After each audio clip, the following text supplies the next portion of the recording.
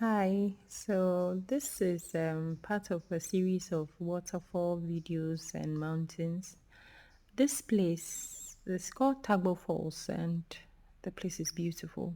It's kind of like a hidden waterfall. It's not very public like that. It's not as busy as the other ones I visited, but I like it. It had two caves, one closer to the fall, one below the fall itself, and then the other one on the side. The green was everything for me. The place was so cool and serene. I enjoyed it. I enjoyed the falls. Yeah, so I hope you enjoy it too.